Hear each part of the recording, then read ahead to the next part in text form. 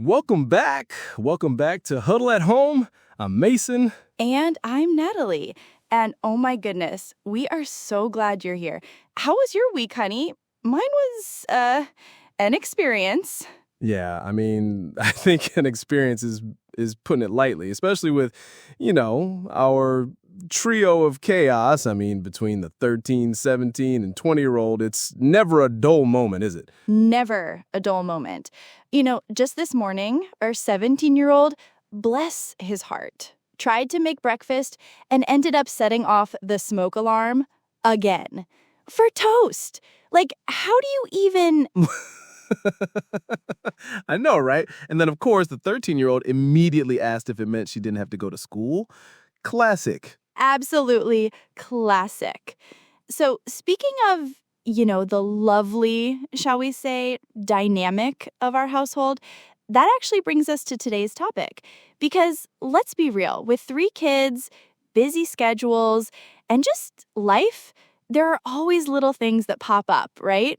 Oh, absolutely. And we're not talking about huge, dramatic, relationship-altering arguments here, folks. No, no, no, no, no. We're talking about those really silly, sometimes frustrating, but ultimately kind of funny disagreements that, just happen when you're coexisting as a family. Exactly. So today we're diving into what we argued about this week. We're going to share some of our more memorable squabbles, how we actually communicate or, try to communicate through them. And hopefully you'll find some humor and relatability in our little daily chaos. Yeah, because at the end of the day, it's all part of the fun, isn't it? It's all part of keeping things interesting. So, without further ado, let's jump into the first one, which I think is a universally relatable issue, at least in our house. Okay, so this one, Natalie, it's a classic. It happens, I swear, at least once a week. The great thermostat debacle. Oh my gosh, Mason, don't even get me started. I swear, that thermostat has a target on its back in our house. It's like a battleground, seriously. It is. For context for our listeners, I tend to run a little warm, and Natalie, you're usually in a perpetual state of needing a blanket. I mean, can you blame me? You like it practically Arctic in here. I walk into the living room and I feel like I'm stepping into a walk-in freezer sometimes. And then I go to touch the thermostat and it's 65 degrees. Who does that? 65 is optimal. Thank you very much. For sleeping, for existing. And I'm telling you, I wake up in a sweat if it's above 70. And then I come downstairs and it's 75. Who did this? Well, it wasn't me for once. That's the other thing, isn't it? It's not just us. We've got the 3 kids, all with their own, unique body temperatures and preferences. Oh, absolutely. Our 20-year-old, he's basically a polar bear. He'll open a window in January. I swear to goodness. And then the 17-year-old, he just leaves his door open, blasting music, and it ruins the whole climate control system for the entire house. And don't forget the 13-year-old who's always wrapped in a duvet complaining it's too cold even when it's 72 degrees. See, you never know whose hand was actually on that thermostat. It's like a mystery. It's a conspiracy, I tell you. So my communication style, I think, is I tend to just walk over, look at it, groan dramatically, and then silently change it back. Oh, you do. You do. And then I'll walk by 5 minutes later and see it's back down to 67. And I'm like, seriously? And then I'm usually like, honey, is it just me or is it freezing in here? Which is my passive-aggressive way of saying, you changed the thermostat again, didn't you? It's effective, though, because then I know. And I'm like, well, maybe it was the kids, which sometimes it is. To be fair, they are co-conspirators in this. They are. And honestly, the resolution is usually never a true resolution, is it? It's just a cycle. Someone changes it. Someone else changes it back. We do that little dance. And then one of us usually just gives in for an hour or so before the cycle repeats. Yeah, it's a temporary truce at best. I think the funniest part is when we finally just give up and like one of us puts on a sweater and the other one just opens a window and we're both just like glaring at each other. Yeah, or I just grab my blanket and snuggle up on the couch, making sure to shiver dramatically. That usually gets your attention. It does. And then I just try to block it out. But you know what? It's a silly thing, but it causes like a solid 5 minutes of low-level tension every single time. Every single time. Oh, at least. But it's also one of those things that like we can laugh about it later, right? Because it's so us and it's so every couple probably. It's just magnified with 3 other humans trying to control their own climate zones. Absolutely. And speaking of things that are magnified by having 3 other humans, that brings us to our next point, which is another one that I know is a recurring theme. Oh, I know exactly where you're going with this. The Great Laundry Saga, or as I like to call it, the mystery of the clean socks. Oh.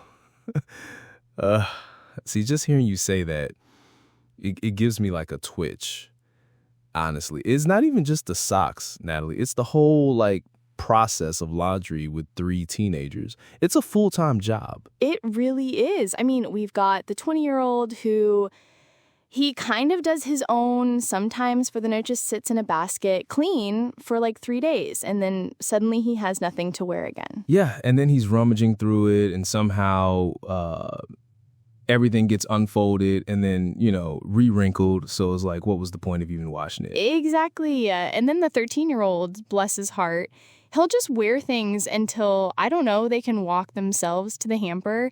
And even then, it's a struggle to get them into the hamper. They usually just end up like on the floor next to the hamper. Or in front of his door. That's my personal favorite. Like, are you just trying to trip me? Is that the goal here? It's a passive-aggressive barrier, I think. And the 13-year-old has perfected the art of wearing one sock. And then that one sock it vanishes, only to reappear like 3 weeks later under the couch, clean, but no match. Yeah, and then you're like, where's the mate to this? And she's like, I don't know. It's a conspiracy. I swear. My frustration comes in when I I do a load and I'm like, okay, these are clean. And then 2 days later, they're still in the basket in the hallway.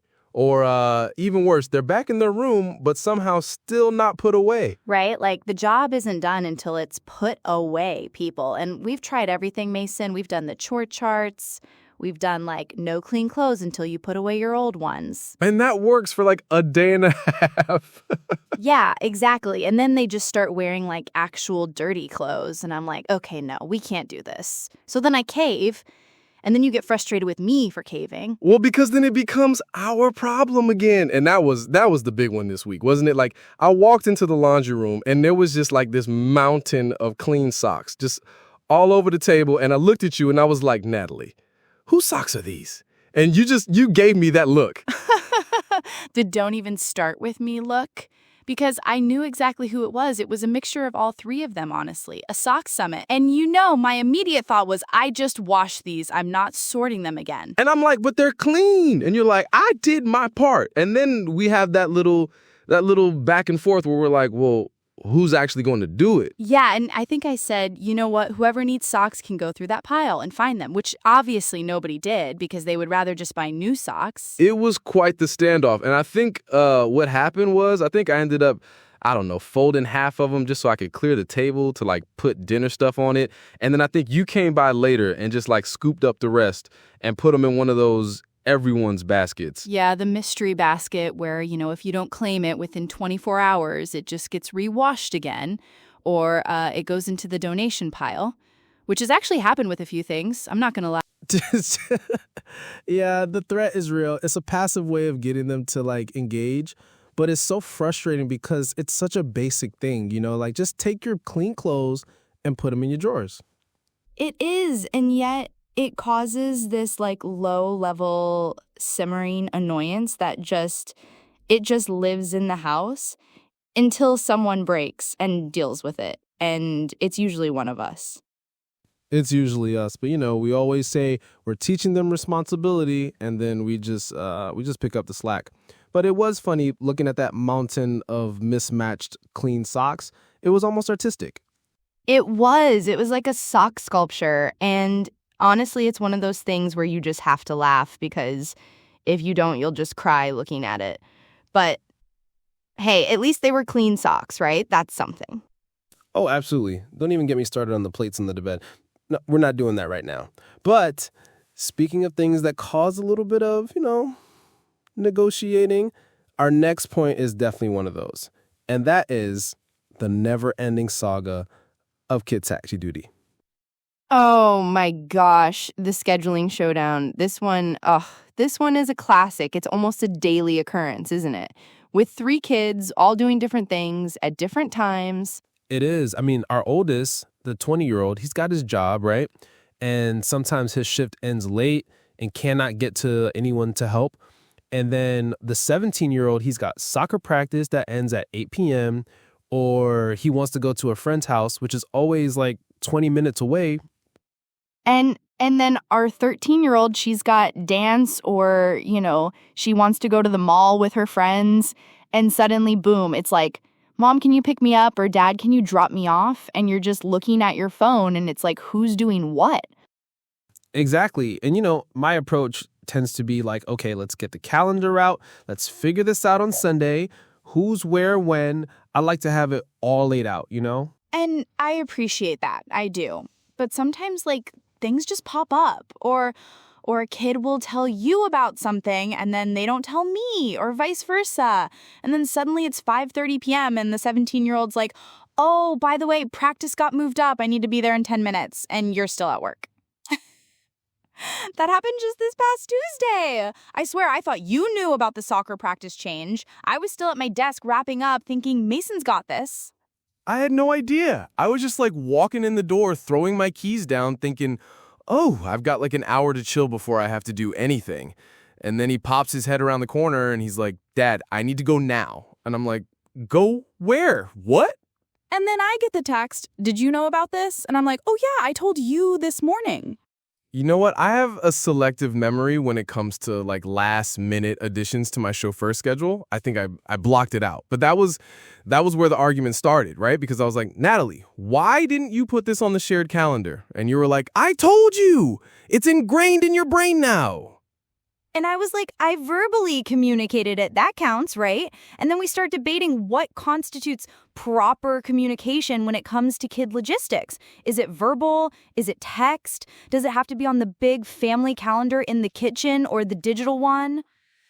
And it's this ridiculous back and forth because, our goal is the same, right? Get the kids where they need to go.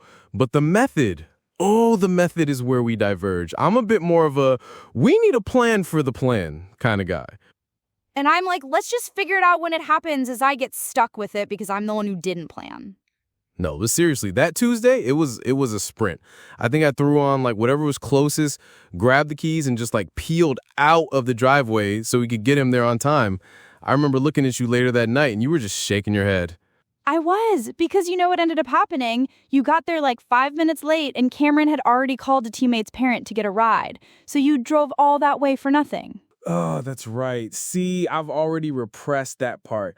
So then I was doubly annoyed. I was annoyed at myself for not knowing, annoyed at you for not putting it on the calendar, even though you said you told me, and annoyed at Cameron for just going rogue.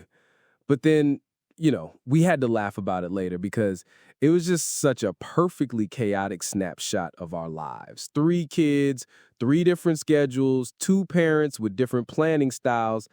And somehow it always works out, even if it's last minute. It does. And usually, after we've had our little discussion, one of us will just sigh and be like, all right, fine, I'll do it. Or we'll bribe the oldest to do it if he's home.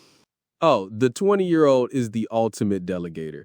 Jackson, if you pick up Cameron, I'll give you some gas money. That's our go-to, isn't it? It is, and it works for a price, but hey, it's worth it for the peace of mind, or at least a temporary peace of mind until the next schedule clash. Honestly, though, it's funny how these little things, these minor disagreements, they keep us on our toes, don't they? They really do. And it's a good reminder that even when we're, squabbling about who's driving whom or who messed up the laundry, it's all part of the big, messy, wonderful tapestry of family life. speaking of the chaos and the tapestry of family life, that actually reminds me of a little daily snap we had just like a couple of nights ago. It wasn't an argument per se, but it was definitely one of those moments that just made us, I don't know, laugh or just sigh and shake our heads. Oh, I know exactly what you're talking about. The unannounced sleepover? Yes, the unannounced sleepover. So, it was a regular Tuesday night, I think. We had just finished dinner. Everyone's kind of scattered doing their own thing, and then the doorbell rings. And I'm like, who is that? It's like 8:30 p.m. And I'm thinking, is it the oldest coming home? Did he forget his keys? But then our 13-year-old, Olivia, just burst through the door beaming with her friend Lily right behind her giggling. And Olivia just goes, surprise, Lily's staying over. And Natalie and I just look at each other. No prior warning, no text, no, hey, can Lily stay over tonight? Just boom, sleepover. And Lily's got this tiny backpack, clearly not packed for a full night. And I'm just standing there, Mason, with my jaw on the floor. I'm thinking, where did this even come from? Yeah. And my first thought was are you kidding me? It's a school night. My brain immediately goes to the practicalities. Do we have extra blankets? Did they eat dinner? What about breakfast tomorrow? Exactly. My mind went straight to, do we have enough cereal for 5 people tomorrow morning? Because, the 17-year-old and the 20-year-old, they eat like small horses anyway. And Maya's just standing there all innocent oh yeah, Mom, I asked Lily's mom. She said it was fine. And I'm just looking at you did you know about this? And you're shaking your head. And I'm like, no, this is new information to me. But, what are you going to do? They're standing right there all excited. Lily's mom dropped her off and bolted. And you can't exactly say no. So then it became this scramble. It did. It turned into a full-on mission to find extra pillows, make up a bed on the sofa, locate spare toothbrushes. And I think at one point I was looking for a sleeping bag in the garage, and I'm just muttering to myself, the things we do for these kids. And I'm, whispering to you, Mason, calm down. It's fine. We'll figure it out. But I could see your eyes twitching, calculating the lack of preparedness. My eye was twitching because, my brain was already on shutdown mode for the evening. And then suddenly I was on event planning mode for an unexpected guest. But then, you know what? We got them set up and they were just so happy, just giggling in the living room, whispering. Yeah. And it was actually really sweet. They were just having the best time. And it was a good reminder that, sometimes you just have to roll with the punches, even if those punches are unexpected house guests on a Tuesday night. Totally. And it was just a moment where you realize our house is always bustling, always a bit unpredictable, and sometimes those unscripted moments are actually the best ones, even if they initially send you into a momentary panic attack about logistics. Yeah, it's just another piece of the beautiful, chaotic puzzle that is our huddle at home, Never a dull moment. That's so true, Mason. After talking about the thermostat and the socks and the whole kid taxi scheduling, and then even the unexpected sleepover, it really just hits home, doesn't it? Yeah, it really does. I mean, at the end of the day, when you're in the thick of it, it can feel like, oh my gosh, another thing. But I don't know. I think it always comes back to, for us, it's about keeping things lighthearted, Absolutely. And using humor, even when you're a little bit annoyed about the heating bill or, the pile of mysterious socks. It really helps us connect and not take ourselves too seriously. Yeah, because otherwise you could, really dig in. But with 3 kids and just life in general, you got to find that common ground, that ability to just sort of laugh it off eventually. And, it just works for us. It keeps us, connected through all the chaos. Definitely. It's our little secret sauce, I think, and it's what makes our huddle at home truly, truly home. Well, to all of you out there listening, thank you so much for joining us on this journey through our weekly disagreements and the occasional unannounced sleepover. We really do appreciate you tuning in. Yes, thank you so much. And if you enjoyed this episode, please do us a huge favor and hit that subscribe button. It truly helps with the algorithm to push us out there. And If you have a moment, a quick comment or a like would really, really help us out. It helps other families like yours find Huddle at Home. And maybe even get a few laughs from our own little domestic squabbles. So until next time, keep laughing, keep communicating, and keep your thermostat waters to a minimum. Exactly. We'll catch you on the next one.